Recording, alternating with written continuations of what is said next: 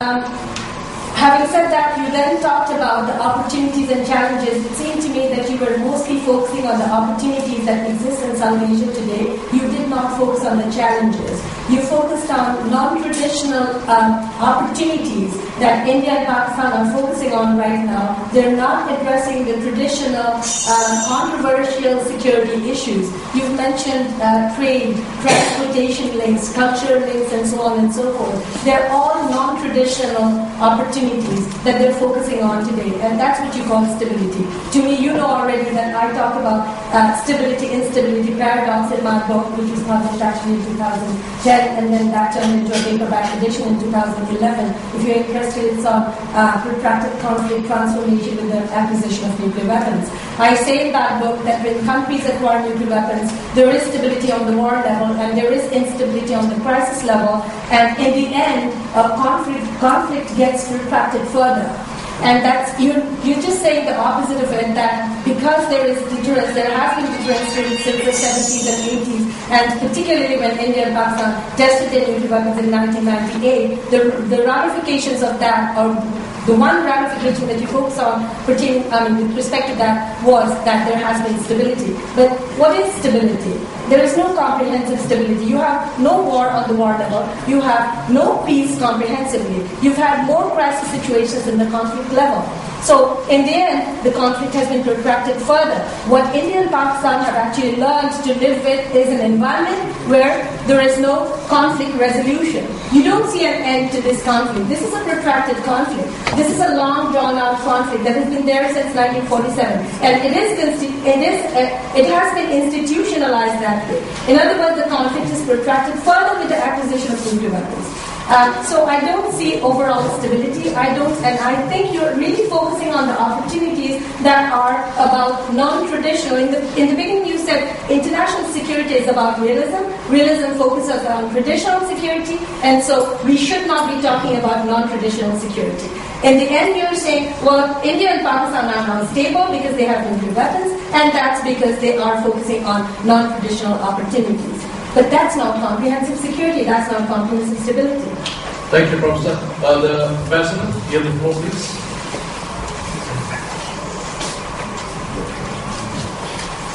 Thank you, Mr. Chairman. I'm the Ambassador, and I've worked in my career previously in continental security building measures at the time of the great changes in Europe 20 years ago.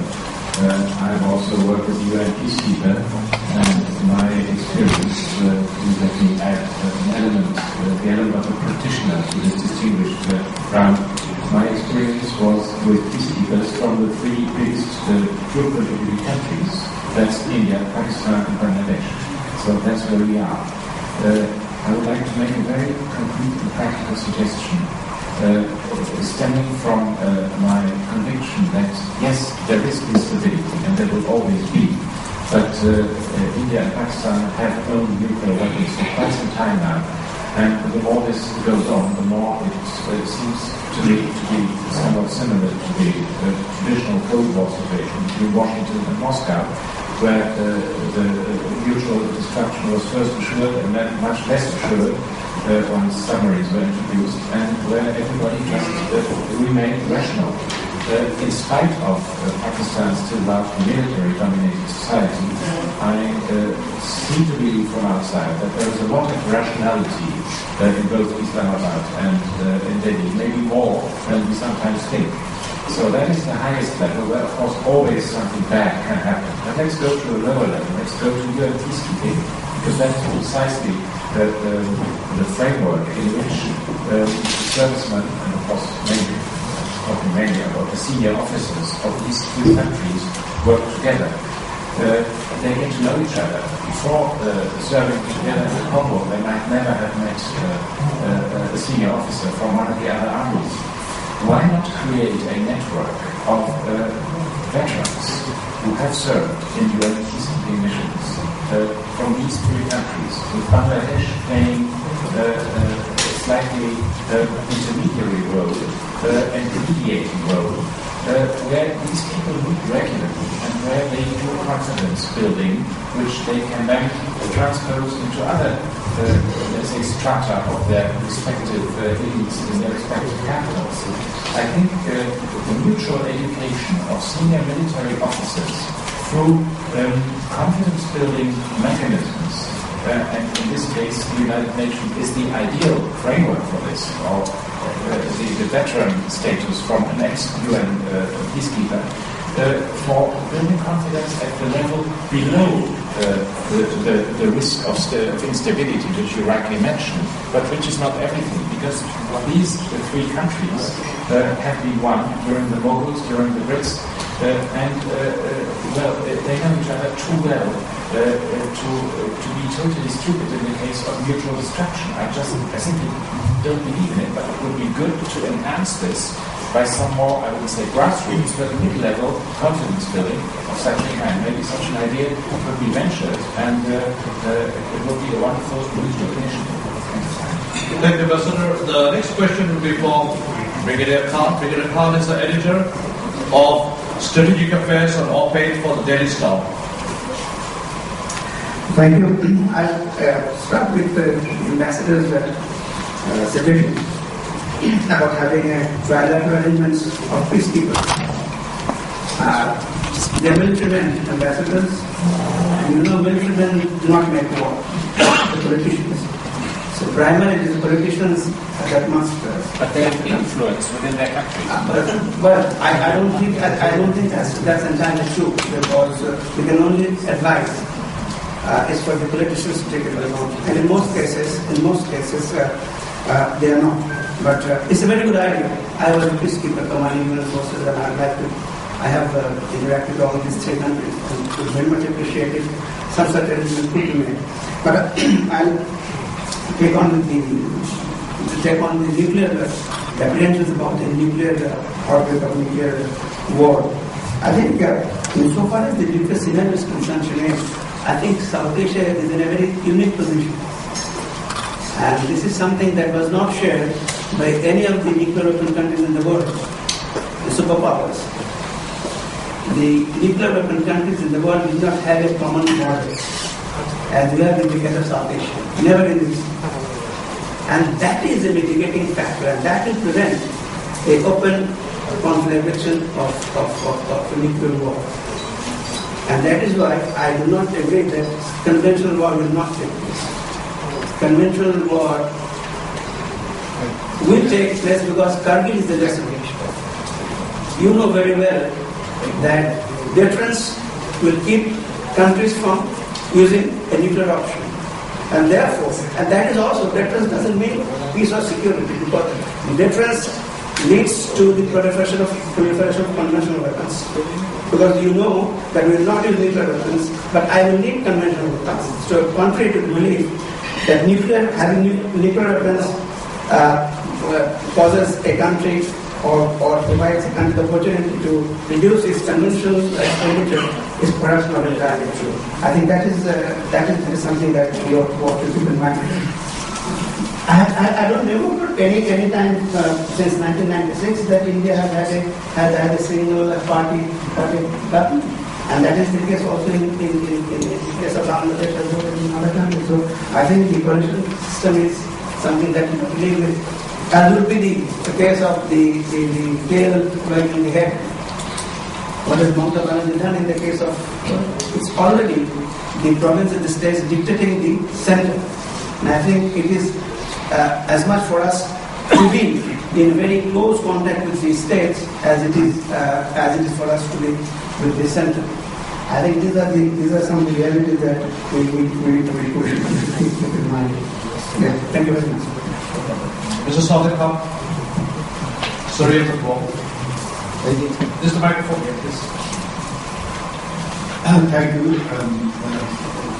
When I asked for the newspaper,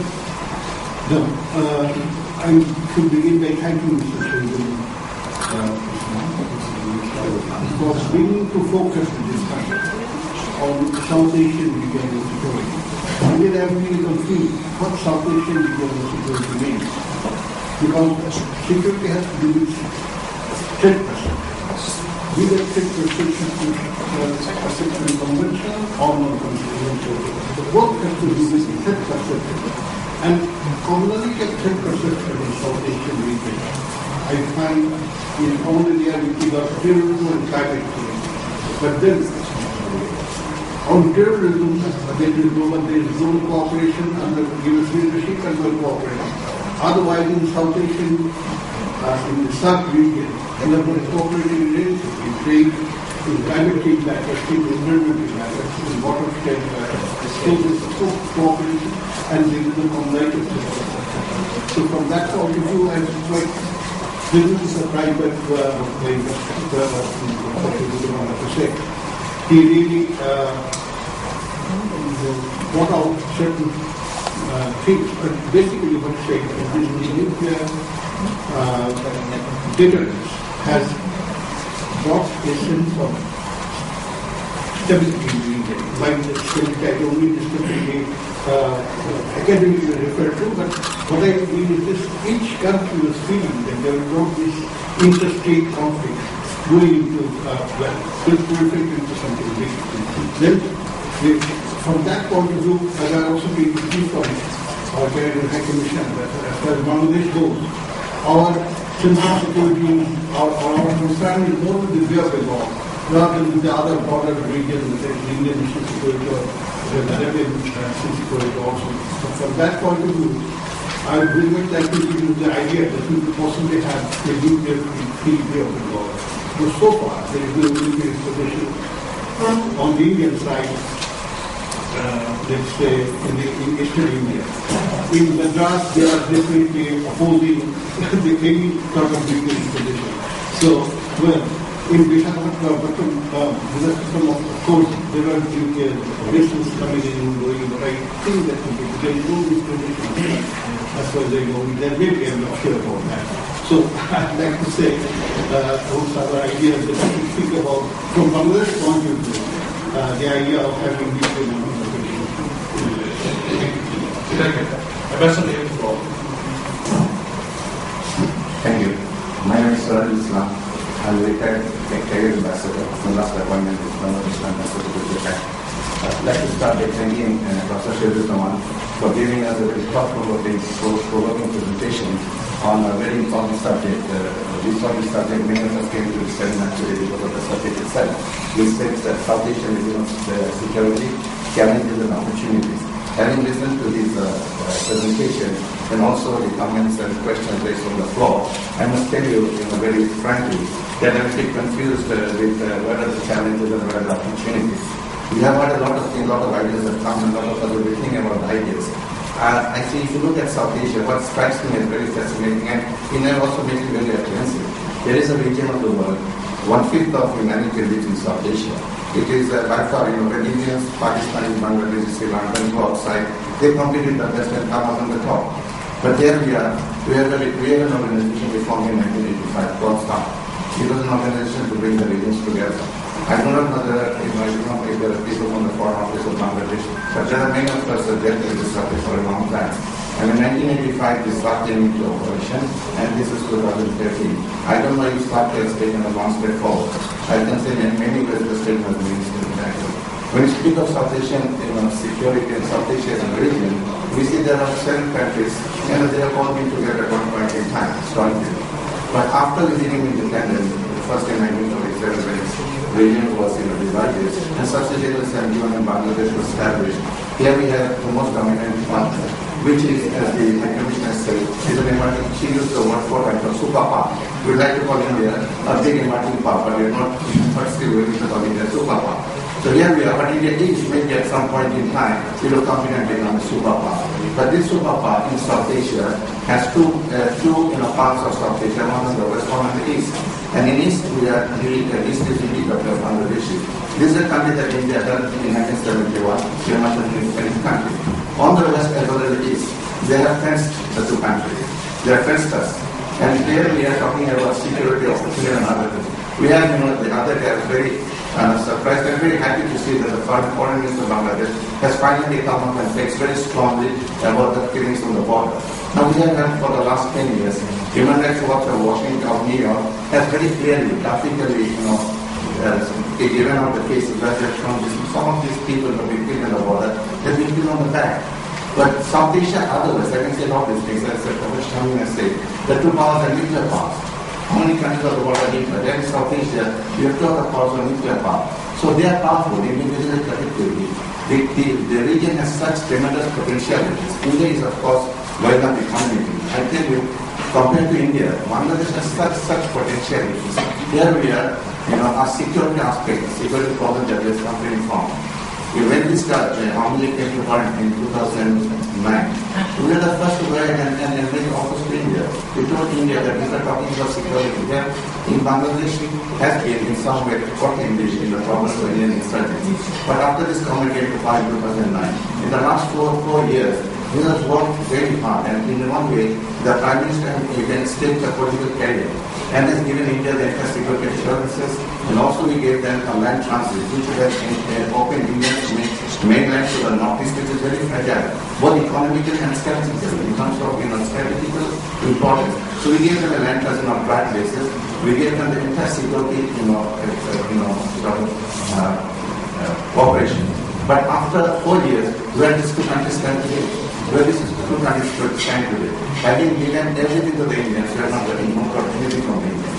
This is one perspective. The other perspective to which I would like to draw from the attention is, when India started in 47, the tendency was to creating a very strong center. But over the years, today when STAC 2020, India is becoming relatively weaker. I'm trying to ask the professor, is this weakening of the Indian Federation? Is the weakening in the Federation where the centers are becoming stronger? Is it going to be with the states, where the provinces are becoming stronger? I mean, now, these days, we have suffered as a consequence. Because when we are ready to sign the TISTA agreement, we are told at the 11th hour that TISTA agreement could not be signed because Mamata Banerjee objected to this. So for us, we are suddenly woken up to the fact that the provinces of India become very strong. I somewhat tend to think that India has not passed the minimal test of nationalism. In India, the provinces still are very strong and becoming stronger. So are we going to see something in the future? The tendency in India for a sort of balkanization of India breaking up into many parts, or is India going to become strong? If India becomes stronger in the center, as we have seen in the past, is not good for the neighbors. If the regions become, if the provinces become stronger, India becomes a federation where we can also negotiate. For example, today, after the last 4 years of the negotiation with India, we see that the 7 provinces of India, they support. Okay, they support, better relationship with Bangladesh and the neighbors. So if we see that India weakens in the center, in the future, perhaps we'll have an opportunity to work a relationship with the North-Eastern provinces for the betterment of the region as a whole. Thank you very much. Professor Atar Rahman. Thank you, Chair. I think, first of all, my colleague, Professor Shahid Zaman has presented a nice paper, but it's very difficult topic, I would say, both conceptually as well as realist. He claims that he is a realist, and his approach is realist. But I think security is also, to a large extent, is conceptual, even perceptual. So you have lost the other side. That when I feel insecure, you have to find out the causes of that insecurity. And that, if you can ensure that, I think, it gives you some form of security. So I think, in terms of, you may have a lot of power, but you cannot ensure security. So that's why I think there's a contradiction there. And the second, I think, the contradiction in the, which you did not resolve, which is like, is there in South Asian regional security? What do you mean? Is it different in terms of regional security from other regions? So where are the qualitative things you are talking about? So I think that's very important to understand. What is the uniqueness of South Asian security as a region? So if you say regional security, then we could say there are so many regions in the world. Like particularly now, when we are in a transition to link our security more with the eastern side, as the chairperson said, the Asia-Pacific side. So where are we going? How the changes will come from the external sector, which you have all, of course, downplayed. And finally, I think because the time is short, I have a last question, which is in terms of opportunities, you have not explored much. Because I have in mind that in many regions of the world, you see, there are regional cooperation security, strategy for regional security. So, in terms of security dialogues, in terms of security discourse, or which the US is also encouraging in terms of Bangladesh, that at least you talk with US when you are feeling insecure. So I think this is a major reason. One, of course, we try to emphasize at one stage of our evolution in this region on confidence building, but that's not working anymore. So what else you are talking? So when you don't get anything, you say terrorism. That's also very misnomer. And that's also putting everything in one stroke, like this is the problem with the Western people, that terrorism. But now they are also changing in the concept. So I think we need to take what is the future of the regional approach to our security when the states of the region in South Asia, including Bangladesh, Pakistan, Afghanistan, and particularly my impression working in Afghanistan for the last 6 months, that I felt that a South Asian state was so much insecure, but they don't know how to go except going to the US. You see. So I think, most of the conferences were held outside the region. So I think we have to solve our problem. We must have the capability or mechanism within the region in terms of resolving our security challenges. Thank you. The last question, Jennifer Doss, you have the floor. This is the last question. Thank you so much.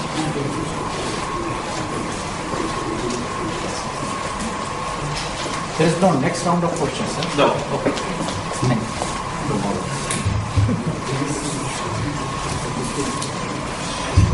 Thank you very much. Sir, my name is Jennifer Doss. I am a retired Air Council, former chairman of Bangladesh Institute of International Strategic Studies.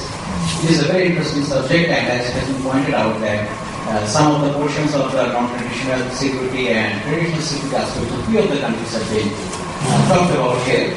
And something regarding the military aspects or the nuclear aspects have been discussed. I'm going to discuss something a little different, taking cue from... Be very clear. I will be very grateful. Like the security scenario, like we put Asia, we have to think beyond this South Asian region, that how our security may be affected by the happenings or intentions and the actions of our near and far neighbors. So here I will make specific reference to two of the items, that the policy of the President Obama is toward Asia. That is all foreign policy effort, military effort and economic effort are now shifting, and it has been very well endorsed by Mr. Robert Blake when he made a speech in San Jose, California, in South Asia Forum a couple of years back, when he said that the center of gravity of foreign policy of USA is now shifting from Europe to Asia.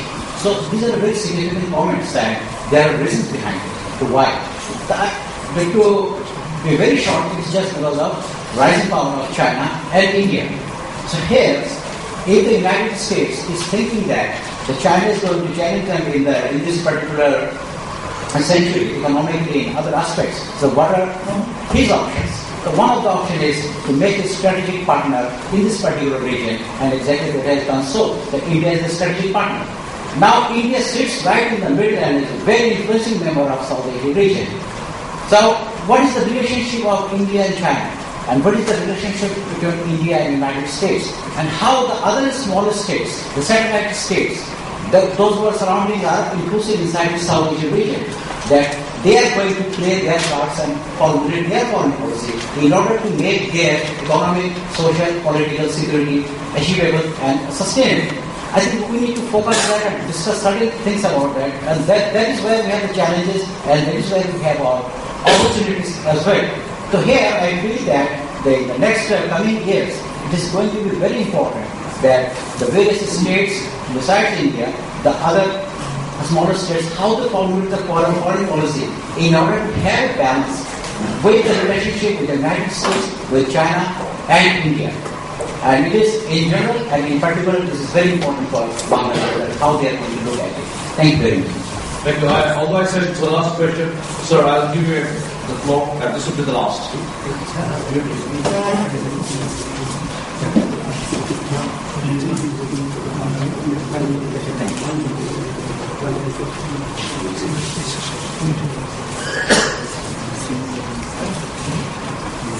Mr. Chair and distinguished audience, I'll be very, very brief as possible because I have just one question to ask you, which is very if I remember clearly, sometime in 2005, mid-2005 or so, Manmohan Singh, the Prime Minister of India, and Bush,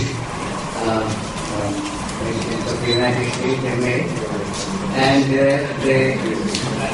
from the Indian side, as I understand, the demand was to become a permanent member of the United States, which it didn't get so.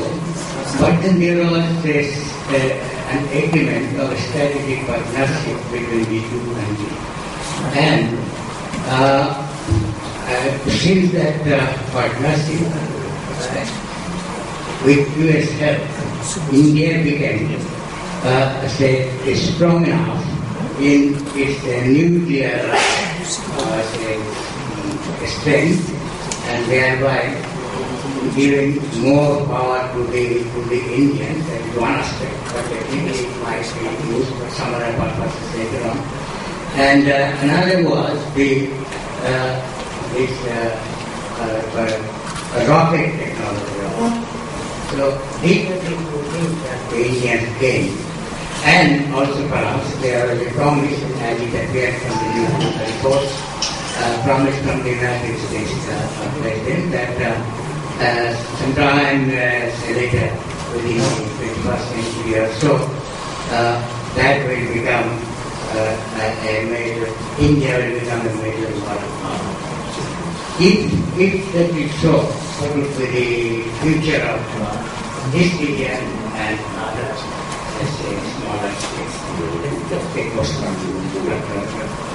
Thank you, sir. 30 seconds before President Khan before you turn to the speaker. This was the first point I missed. I can't leave alone without telling the very premise of this topic today, South Asian regional security. It presupposes the existence of a common security construct and a common security architecture, which is not the case. I think security challenges depend on the perceptions of threat, and we all have different perceptions. So there is nothing as South Asian regional security. Thank you. We will now come to our speaker to respond to all the questions and the interventions that came from the floor. I know he has too much on the plate, but I'll give him 5 to 7 minutes to respond. Thank you, Chair. I'm really grateful for all the responses that I've got. Obviously, my presentation had its limits. I cannot claim to really dominate such a vast subject. I thought that I would, make a thrust on a specific approach, and that's why I thought that the nuclear question would be the focus, and the question of, Bangladesh's search for an identity in terms of security perspective. In responding to Professor Shamim, I must say that the fears that are generated in the United States, those were valid in the 50s, accidental nuclear war. These are the results of American suspense movies. They construct all these crazy scenarios and they seem to underestimate the capability of South Asians to control nuclear weapons. We can do a better job, I think. So many South Asians run NASA. So many South Asians operate within the American nuclear realm. In South Asia, the balance has emerged very effectively. I would say that no other region is as stable today, except for Europe, perhaps. But even in Europe, the Russians creating stability. There is the problem of whether there would be a Balkanization in what was East Europe. There was a possibility that nuclear weapons could spread in the Middle East. Now you have the scenario of Iran, where I really strongly believe that Iran's nuclearization is the best answer towards stable deterrent structure in the Middle East and the prospect of a Palestinian state in the future. Given the present approach that the Americans are taking and the way Israel maintains its monopoly and the Middle East would simply explode in terms of biblical predictions, what we read in Bible, the great Armageddon. Iran is the only answer towards a stable, definite structure in the Middle East. I know my Western friends would hate me for what I am saying, but this is what I believe. In South Asia, we now have a very stable, constructive different structure, a highly responsible different structure. Don't forget the fact that Myanmar has been considered as a prospective nuclear power after 5 years. Now, I'm not so sure whether Myanmar will not be a nuclear weapons power after 5 years. They are doing their own research. Recently, a Myanmar major was caught in hill tracks, and he came out with confessions about what Myanmar is doing. Now, I don't know whether the Americans will be able to restrain Myanmar, whatever good relations they have. South Asia is perhaps, and the first strike prospect, Dr. Iftikhar pointed out, this will be Pakistan's, basic policy as it used to be for NATO in the 1960s. NATO somehow avoided any Russian temptation, Soviet temptation, because it maintained the first strike. Remember in early 1980s, McNamara and others tried to undo the first strike option, no first use options. This was totally rejected by European strategists. Similarly, in South Asia, Pakistan's right of first use option gives a lot of confidence to Bangladesh to acquire a sense of security in the future, where alliance relationships may play a role. Look at India building its nuclear missile structure and now coming to terms with China. India sits across the table with China. India negotiates confidently with China. There are constructive breakthroughs being made in the northeast. Sikkim has been resolved. Eventually, Arunachal may also be resolved because China doesn't want to get involved in any nuclear exchange with India. I believe that the Indian nuclear stand vis-a-vis China would eventually help stabilize a Sino-Indian relationship, and South Asia will be treated by China and the United States with a lot of admiration eventually in the long. We would be in a constructive state somewhat. Eventually, our manpower and our other capabilities have placed us surely among the leading countries of the world. We are not a small state. We are one of the leading states of the world now. Eventually, we will learn to find out what potential Bangladesh has. We will have our security linkages refined as time goes on. We take the beating now, but after this present beating on our borders, the time will come when we will be able to refine. I think the nuclear weapons relationship in South Asia has elevated the status of the subcontinent towards constructive coexistence within the international system. That's all right. Thank you, Professor, for your comments. And I shall now request our chief guest for this afternoon, Mr. Ghulam Mohammad Qadir, MP, Honorable Minister for Commerce, to give his comments, please. Excellencies, distinguished guests, ladies and gentlemen, Assalamu alaikum. I wish you all a very good afternoon. I must say in the beginning that I'm really very sorry that I came late. And I'm really sorry that for being late, I missed the presentation, the keynote presentation by Shri Jaman, Professor of the Department of International Relations, University of Dhaka. In fact, I heard his deliberations television sometimes, and it's very pragmatic. I could see, I really stressed whenever I listen to him, I ask somebody, look at him, what he's saying, is very pragmatic and very good, very logical. So in that way, I missed his presentation. That is lost for me. And I must say it is a big privilege and honor for me to be here today this afternoon amongst such a distinguished gathering. And all of you are talking in a subject which is not very much known to you. And you are really expert in this subject. So it's very difficult for me to comment because I feel shy now that whatever I say, I'm a layman in this subject. But whatever, since I missed the keynotes, but I heard some of the discussions, and I can see some of my comments on the basis of that. like His Excellency the Ambassador of Germany has said, there is instability and there will be instability everywhere. That is the way life goes. Instability will be there every place, every time. There's a philosophically, and also security point of view that is also correct. But is that instability really a lack of security, or will it really lead to a full-scale war, or some sort of conventional war? At this moment, in South Asia, among ourselves, I doubt it very much, because what he said very correctly, that are we stupid enough to destroy ourselves? This is a war where really nobody wins. In every war, really nobody wins. Somebody loses more, somebody loses less. But crucially, nobody really wins. But in a nuclear war, everybody becomes, chance of everybody becomes eliminated totally cannot be ruled out. So are we really stupid enough to start a fight like that? We don't think so. Since we have got now India and Pakistan, who are really the competing nations between ourselves and South Asia, and they are both having nuclear power, we can destroy both their countries maybe in a few seconds or 2 hours. So this is the reality now. And coming back to the comments on politicians need to start the war, and not the military people. But this is true for the war, but this is not true in Southeast Asia or South Asia as a whole.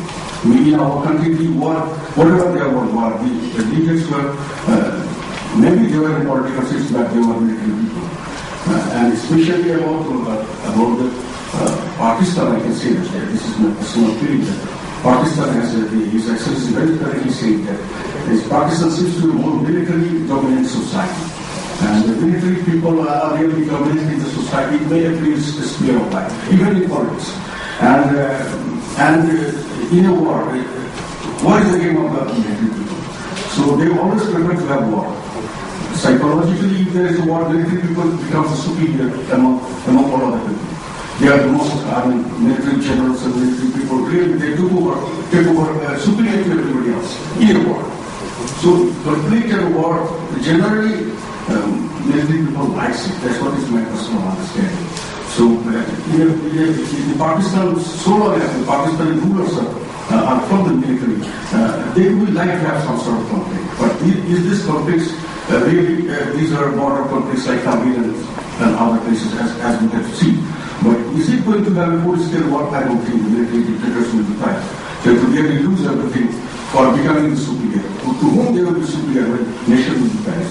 So from my personal view, we are not in any security threat. When I go to any SAARC meeting or any place, where we see that only the two nations are really in some sort of austerity, like Pakistan only. And all other people are very friendly and we are living very peacefully together. But as I said, this threat really, this austerity of Pakistan engaging is there any chance of spilling over to other countries? I don't think so, because they themselves are not, and they are eager to start a full-scale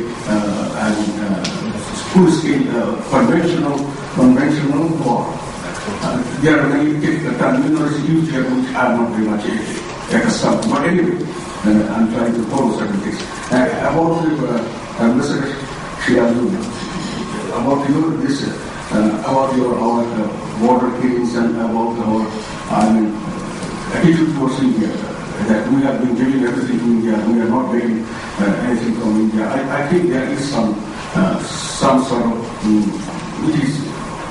it is not totally true in my perspective. It is some sort of gap between understanding. India has given us, as a commerce minister, I can tell you, that India has given us duty-free and quota-free access of all our quotas. We didn't give India this in our facilities. And also India has given us this three mega corridor open for all our cities. Maybe we could have asked for more, but it's not that India is not. And India has been showing lots of, I can see when I go to meet their counterparts regarding business matters, I find them very cooperative. And it is not that they are not trying to get about the Vista deal. We will talk about it. We are also complaining to the Indian government, and they are also very seriously thinking of signing an agreement. But one thing, I live my constituency is very close to my constituency. But what we do not know or may not know that we are really getting the water. It's not that we are not getting the water. Question is, we did not sign an agreement for any guarantee or something like that, which Indian government and federal government has been always saying that they are ready to do it any time, and they have been trying. About other conflicts, yes, there are certain matters which they are trying to sort it out now, and I believe personally that they are sincere in it. But it is a country where not everybody is it is a big country, and India is, in my personal perception, India is not our enemy. It is not our friend. It is our neighbor, and India is our neighbor, and we should be trying to live peacefully and should try to develop a friendly relation with India. And Indian government, there are so many people. This is a people of 1.1 billion. Not everybody will be against Bangladesh. Not everybody will be friend of Bangladesh. There will be always mixture, and it is a democratic society. So we cannot expect that India will be always good to us or always bad to us. There is a system, and that will have to work. We have to work through these steps so that we can live peacefully. As I said earlier, also among the SAARC countries. In any country, whatever we are seeing, we do not have any difference, any conflict, any sort of possibility of having any hostile warfare, whatever, even in a smaller scale. India and Pakistan, they have sometimes there, and that I said, I can again say that. It's my personal view is that because Pakistan is a military dominant society and politics is dominant by the military. For military people, there should be some or some places. Otherwise, they do not feel important, or they feel that people do not take them seriously. That's my personal view, of course. Thank you, Mr. President. Thank you, sir. Well, this has been a fascinating session this afternoon with a wonderful presentation and more brilliant comments and questions and interventions on the floor. But it is rather late in the day, and we have to conclude the session now. Before I do that, I would like to thank the Minister for being with us this afternoon, in spite of your busy schedule. I would like to thank our speaker for this afternoon, Professor Sheikhuzzaman, and all of you ladies and gentlemen for being present with us this afternoon and contributed to the discussion that was held here. Once again, thank you for being here, and my thanks to the Canadian High Commission, and particularly to the Canadian High Commissioner for co-sponsoring the event with BIPS. So please join me in thanking our speaker for this afternoon. Yeah, if you want to kindly join us for a cup of tea in the next room. Thank you.